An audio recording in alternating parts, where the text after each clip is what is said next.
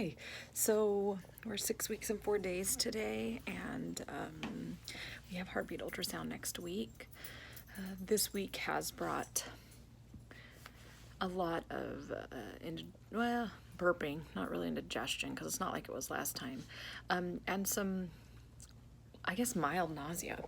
It's less of like a mild nausea and more of like my gag reflex has been enacted, and my gag reflex is just killing me.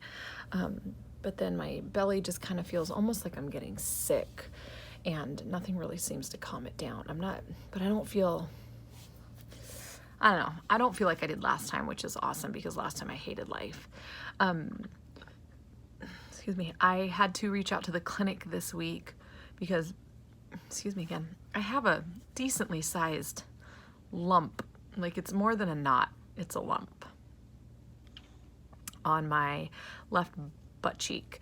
Right at the injection site, it was getting bigger over the course of like 4 to 5 days. It grew significantly in size and it hurt horrifically. Now, if you're new to progesterone, you are in for a world of excitement because progesterone can be real uncomfortable.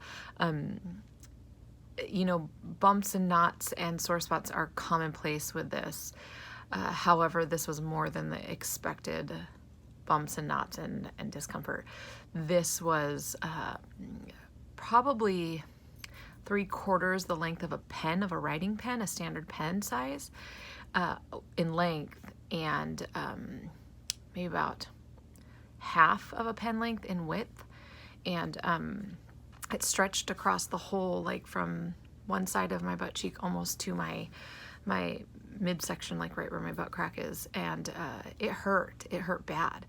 I tried for about 4 days to ice it and then heat it and then ice it and heat it and ice and heat it because I thought it was just a swollen spot.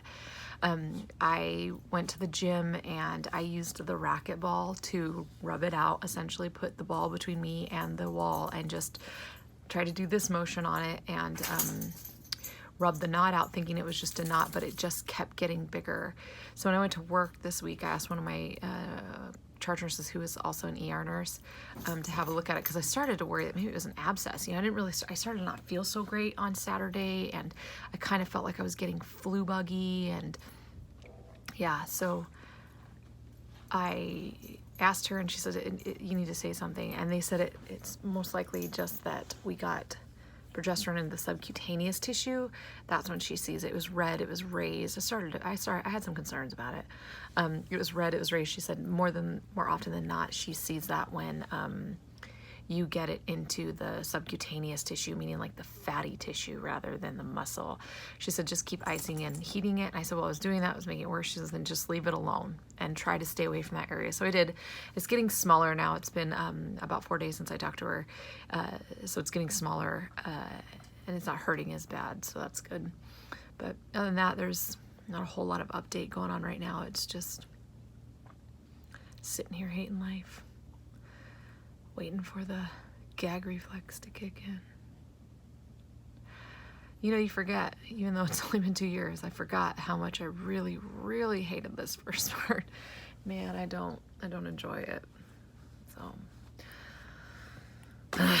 So today was our last ultrasound at the fertility center, and I just got my email saying that we can stop progesterone. So it says stop progesterone 1 cc daily today, and I decreased my estrogen today, and I stopped taking it on the 19th. And then next Wednesday I have my first appointment with my OBGYN. I'm so excited to be to this point, you guys.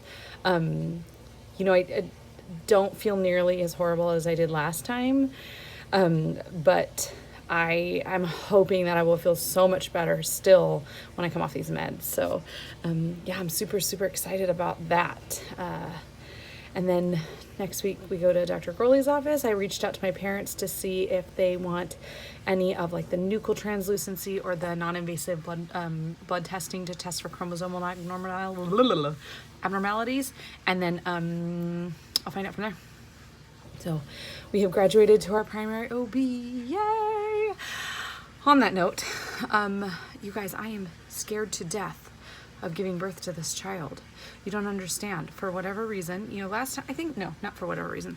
Last time I think I was blissfully naive because it had been 12 years and I legitimately had forgotten how horrible labor is.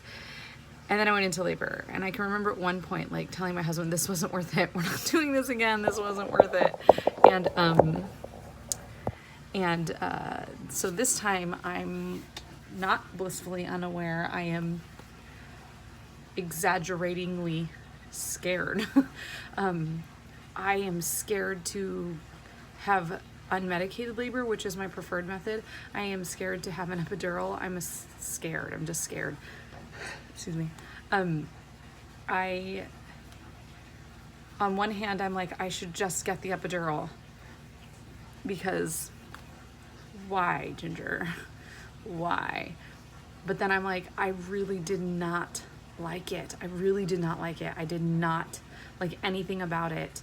And then on the other hand, I'm like, just do it naturally. It'll be over fast because statistically all of them have been really fast. But then I'm like, but then you have to feel everything.